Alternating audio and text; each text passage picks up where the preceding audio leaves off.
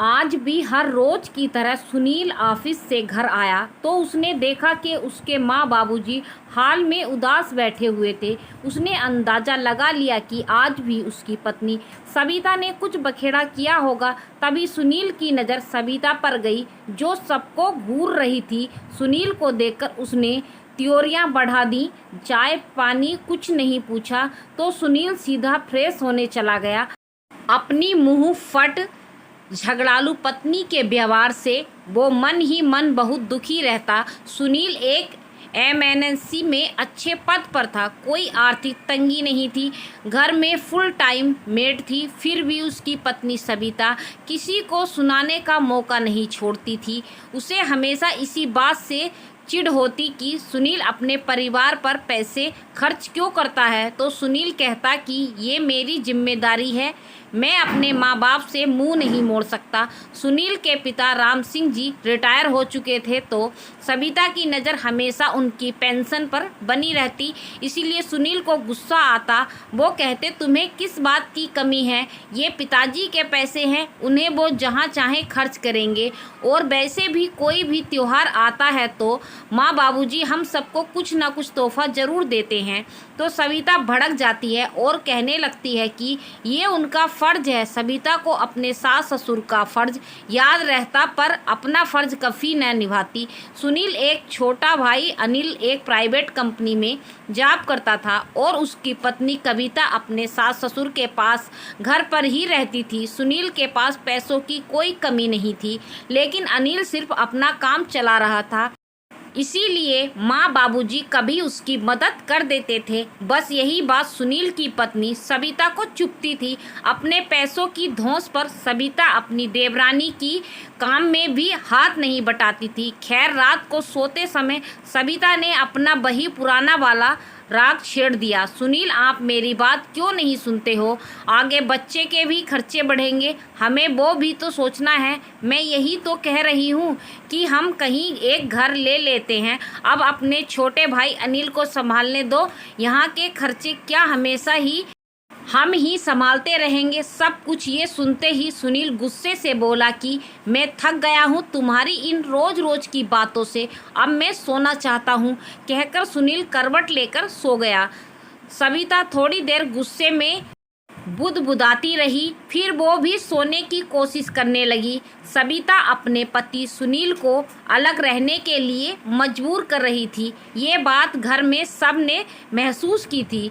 सविता से तंग आकर एक दिन राम सिंह जी ने अपने बड़े बेटे सुनील से कह दिया, बेटा सुनील, बहू जो कह रही है मान जाओ ना, तुम अलग जाकर रह लो। तो सुनील ने कहा, नहीं पिताजी, यह संभव नहीं है, मैं अपने परिवार से अलग नहीं हो सकता।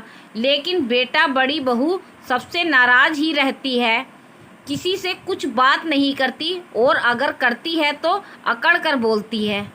इससे अच्छा तो अलग रहकर वो खुश रह ले तो क्या बुराई है। हम सब तुमसे दूर थोड़ी हो जाएंगे, बस यही आस पास कोई घर देख लो। बाबूजी के बहुत जोर देने पर सुनील मजबूर होकर वहीं पास में एक घर किराए पर ले लिया। सविता ने तो मुंह मांगी मुराद पूरी हो गई। सुनील के दोनों बच्चे, बेटा रोहन और बेटी प्रिया, भी उस नए घर में नहीं जाना चाहते थे। वो भी अपने दादा दादी के पास ही रहना चाहते थे। अब नया घर किराए पर तो ले लिया, पर सुनील और बच्चों का अधिकतर समय माँ पिताजी के साथ ही बीतता था। सविता अकेले ही खुश थी। एक दिन सुनील ने ऑफिस में आकर बताया कि मुझे प्रमोशन मिल रहा है, नेशनल मैनेजर के पद पर मुंबई पोस्टिंग होगी। सुनकर सविता और बच्चे बहुत खुश हो गए। सुनील ने आगे कहा, पर एक प्रॉब्लम है, प्रिया का नया नया जॉब लगा है, रोहन का कॉलेज है, बच्चों को इस समय शहर बदलना मुश्किल हो सकता है। रोहन और प्रिया समझदार बच्चे थे। प्रिया ने कहा, पापा आप अकेले जैसे रहेंगे, वहाँ आप मम्मी को ले जाओ, हम दादा दादी के पास रह लेंगे, कोई प्रॉब्लम नहीं होगी। तो सविता नहीं चाहती थी कि बच्चों को अपने दादा दादी से ज़्यादा लगाव हो, इसीलिए वो फ़ौरन बोल पड़ी कि ऐसा करते हैं, आप ही चले जाओ, हम लोग आते जाते रहेंगे। सुनील अपनी पत्नी का मुंह देखता रह गया। अपने साथ न जाने का कारण वो अच्छी तरह समझ रहा था।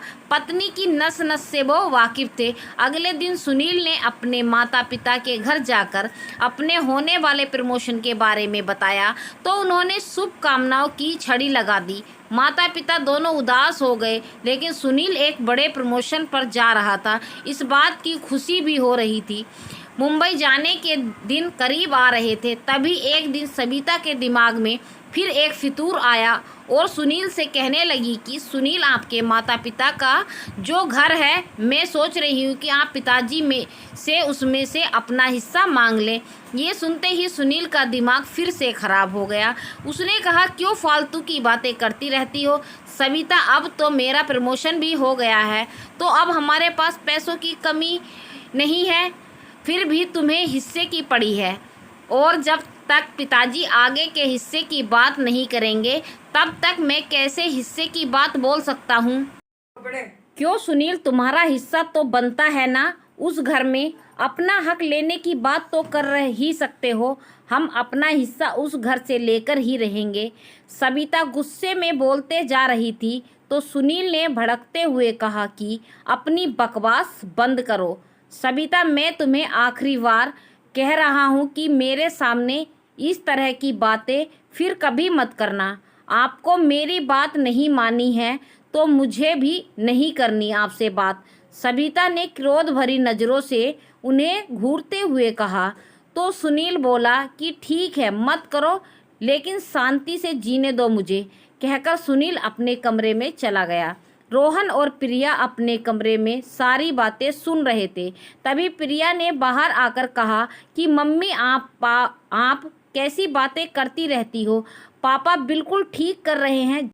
जब तक दादाजी नहीं कहेंगे तब तक पापा हिस्से की बात कैसे बोल सकते हैं। तो सविता ने चिल्लाते हुए कहा, चुप रहो तुम और जाओ यहाँ से, बड़ी आई मुझे ज्ञान बांटने वाली। प्रिया चुपचाप दुखी होकर अपने कमरे में चली गई। सविता ने गुस्सैल और लालची स्वभाव से दोनों बच्चे और पति तीनों दुखी रहते थे। जिस दिन सुनील को जाना था उस दिन भी सविता ने उनसे बात नहीं की, बस मुंह फुलाए इधर उधर घूमती रही। सुनील सबसे मिलकर मुंबई के लिए रवाना हो गए। मुंबई पहुंचकर सुनील को कंपनी की तरफ से 2 बेडरूम फ्लैट रहने के लिए मिला था।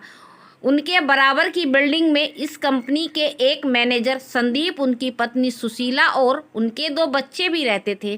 संदीप के परिवार से मिलकर सुनील खुश हुआ। संदीप की कार से ही सुनील ऑफिस जाने लगा। सुनील ने टिफिन की बात की तो संदीप ने अपने घर पर काम करने आ रही काम वाली शांताबाई को सुनील के यहाँ भी काम पर लगा दिया। तो सुनील को राहत मिली। अब शांताबाई ही सुनील के घर की साफ सफाई करती और खाना भी बना देती। सुनील के दोनों बच्चे अपने पापा से रोज फोन पर बात करते, पर सविता जब भी बात करती तो घर के हिस्से की बात के सिवा कुछ बात नहीं करती। सविता की छोटी बहन सुकन्या भी मुंबई में ही रहती थी, तो छुट्टी वाले दिन अपने पति को साथ लेकर सुनील से मिलने के लिए आ जाती थी। उनसे मिलकर सुनील को भी बहुत खुशी मिलती। एक दिन सुनील के मैनेजर संदीप को पूछने में संकोच तो हो रहा था, पर उन्होंने पूछ ही लिया कि सुनील, तुम्हारी पत्नी कब आ रही है? आपको अकेले दिक्कत नहीं होती क्या? नहीं साहब, कोई दिक्कत नहीं है, साफ सफाई और खाना शांताबाई बना देती है। फिर भला क्या दिक्कत होगी? सुनील ने गंभीरता पूर्वक कहा। तो संदीप ने बात वहीं ख़त्म कर दी। कुछ दिनों बाद एक दिन सुनील नहाने गए तो बाथरूम से निकलते हुए उनका पैर फिसल गया और वो फर्श पर गिर पड़े। दर्द की एक तेज लहर उनकी कमर में दौड़ गई। वो बिना हिले डुले ही पड़े रहते। दर्द काबू से बाहर था। वो रोज़ तैयार होकर संदीप के घर पास ऑफिस जाने के लिए खड़े होते थे, पर आज सुनील वहाँ दिखाई नहीं दिया। तो संदीप ने उन्हें फ़ोन किया। फ़ोन की घंटी बहुत देर तक बजने पर जब सुनील ने फ़ोन नहीं उठाया तो संदीप को चिंता होने लगी। वो सीधा सुनील के फ्लैट पर आ गए। आकर देखा तो सुनील दर्द से बेहाल था। उसने हिला डुला भी नहीं जा रहा था। कैसे गिर गए, सब बताया तो संदीप तुरंत सुनील को लेकर डॉक्टर के पास गया तो डॉक्टर ने उन्हें बेड रेस्ट बता दिया और कुछ दवाई लिख कर दे दी। संदीप ने दवाई ली और सुनील को लेकर घर आ गए और सुनील से कहने लगे, सुनील अब मुझे लगता है कि तुम अपनी पत्नी को यहीं पर बुला लो ताकि वो तुम्हारे अच्छे से देखभाल कर सके। तो सुनील ने कहा, हाँ। मैं सर हिला दिया। उसने जाते ही सुनील ने अपनी पत्नी और बच्चों को अपनी तकलीफ बताई तो बच्चे परेशान हो उठे।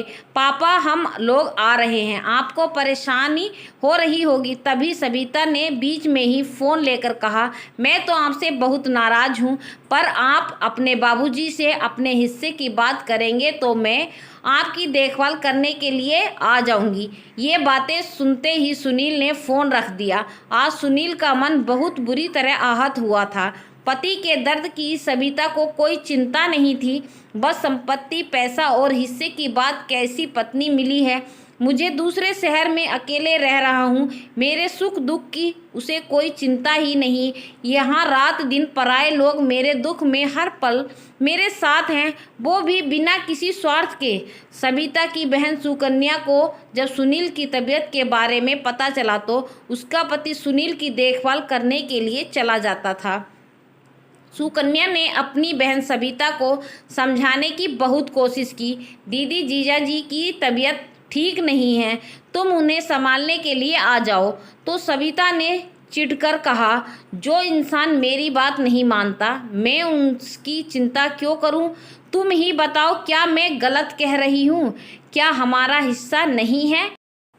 पिताजी के मकान में केवल जीजा जी की बातें करने वाले इंसान नहीं हैं। दीदी, अपने परिवार से प्यार करना कोई बुरी बात तो नहीं है। तुम छोटी हो, मुझे उपदेश देने की ज़रूरत नहीं है, कहकर सविता ने फ़ोन रख दिया। 10-15 दिन बाद भी जब सुनील का दर्द कम नहीं हुआ तो